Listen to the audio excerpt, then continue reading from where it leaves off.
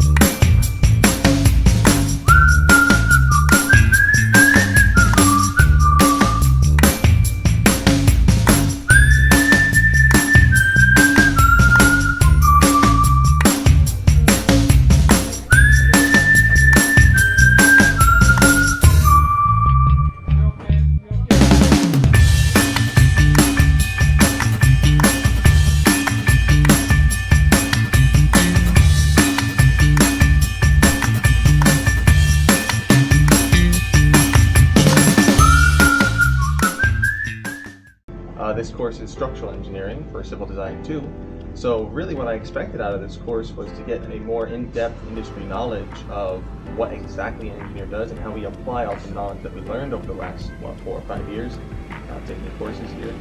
So really my big hopes was to kind of take that knowledge and learn to optimize it, learn to be efficient with it, and learn to help people actually solve problems with it. Hi, my name is Okian Samuran. I'm a senior as well, and I'm graduating soon. I'm actually going to construction management, so structural is not the route that I'll be going into. What I hope to get from this class was, just more of what Chris said. Just getting a more in-depth idea of how structures are actually built and designed, and I hope that that will help me be a better construction manager somehow. All right. Next up, I'm Erin Foodie, and I'm a senior civil engineering major. I'm also president of NJIT Green, and tomorrow is our Earth Day celebration, which I have worked for many weeks to prepare, and I'm super excited to be able to run that event. I'll be going into site civil, not so much structural, but I work at NV5 once I graduate, and I'm super excited. Hey, I'm Ofek Nahar, also senior graduating now, and pretty much got what we expected out of this class in my opinion.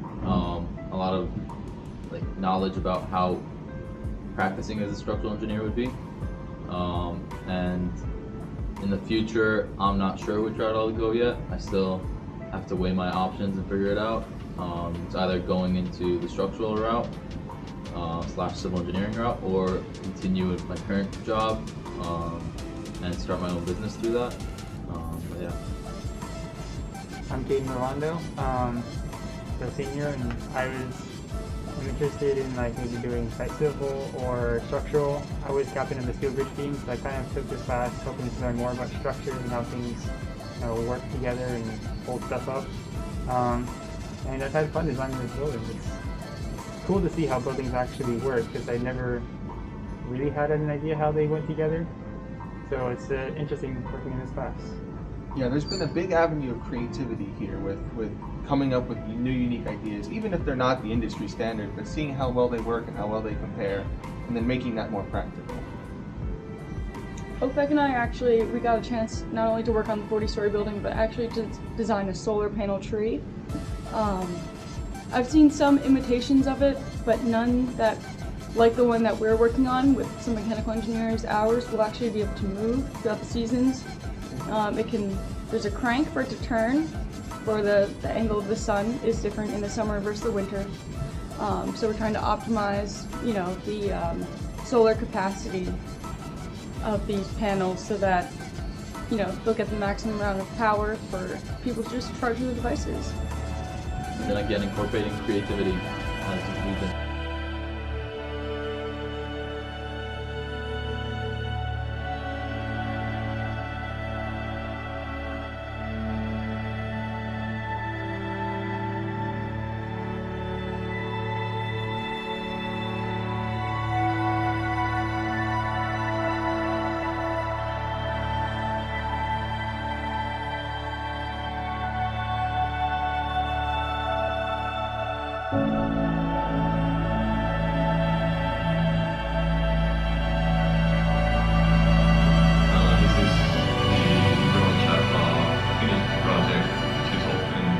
May last year. There's a Pier 757.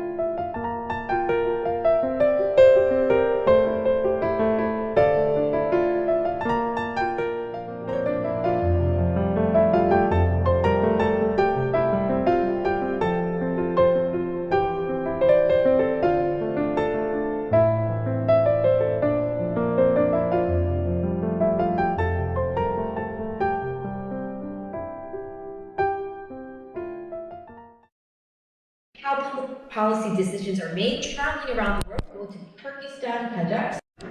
And I know there's an interesting connection between that and the conversation of divergence versus convergence. Would you say that at our stage of life, it's more about exploring new options and finding where we fit in, exploring all the divergence?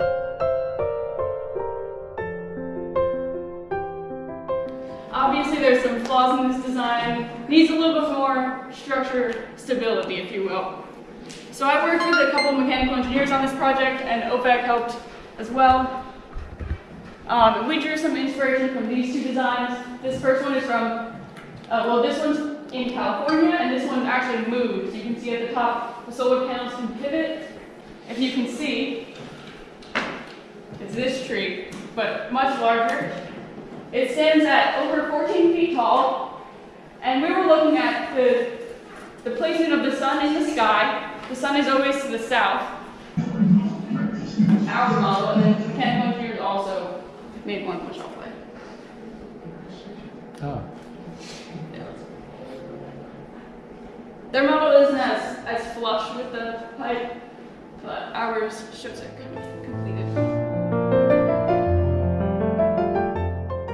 If you know the scene, we chose a site in New York City, block 1017, lots 1, 2, 3, and 4. There's actually not a lot of deflection there.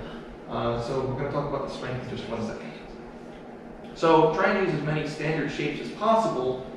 So for our first test, we tried doing just the concrete core wall to see how much reinforcement we needed to add. 24th, 25th floor. And then there's also We have UTA urban landfill substratum, and we also had a maximum differential sediment of 0.34 inches. And finally is a material takeoff, which we have looking down. Okay. Good morning, everybody. We are Metal International. We are made up of myself, Sebastian Ricardo, Christian Erickson, Robert Tadeo, Luca Raza, and Kyle Espiza. And this is our 40-story commercial building presentation. Whatnot, and we have a service elevator for any heavy duty stuff. We have an electric room, we have a telecommunication room, and yeah, that's what generally makes up the core. It was 1.2 times the dead load, 1.6 times the live load as a combination we used for these calculations. Then for the beam deflections, it obviously varied per beam depending on the size that we were. Lateral load, we have a concrete wall which changes sizes, and it's going from 6,000 psi to 9,000 psi concrete strength. And then we also have an outrigger system. There's 2 outriggers on each side, specifying current buildings and their depth to bedrock. So our site is at 40.75 degrees due north, and if you see here, they're roughly around 10 feet. A total of 2,942.30 tons of steel and 21,844.79 cubic yards of concrete, and that is also separated into the lightweight. Hey, we are Structures Which Are Great, SWAG. My name is Molly Saylor. John Umbrella. I'm Jazz. We're excited to present you our 40-story building today. Solutions of 15 feet wide on both sides.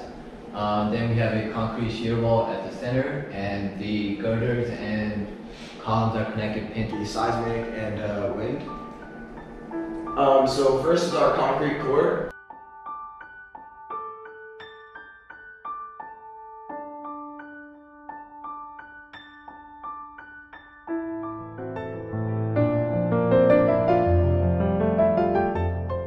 The New York City skyline, and also pay homage to the modern and contemporary feel of the Beams also extend from the concrete core tower, and towards the edges where you have shorter spans, you're using smaller sections, and for the girder beams, you're using larger sections.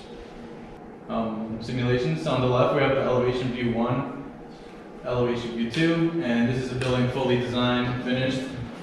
On the bottom left of view 2, you can see the purple. And once we running the safe software, we got the settlement at 0.27 inches in the middle. Take-off summary that we got from our design. The table on the bottom is 4 meters. So our mission statement is to provide creative solutions to creative ideas, and the purpose of our crew. As for firing, so as I said, we're using reactor. We decided to install outriggers around the center of the building. So we installed outriggers from stories 18 through 20. And this just shows the reaction forces that is embedded into the map of the foundation. So it shows here like the different objects, sections, the materials, and quantities that is needed for the project. So okay, now I forgot my yes.